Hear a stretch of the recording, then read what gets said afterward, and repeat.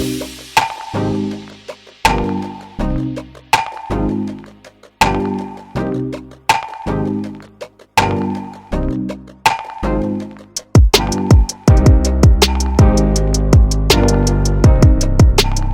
цьому році нам впродовж 6 місяців виконувався капітальний ремонт даху.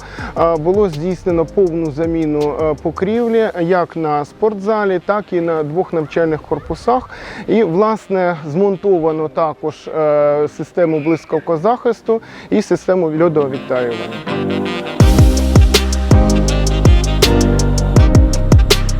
Було здійснено роботи по утепленню, вже витримав дах сильні зливи, слава Богу, ніде ніяких проблем у нас не виникло. До початку капітального ремонту даху ми зіткалися з якими проблемами? В першу чергу це текли кабінети.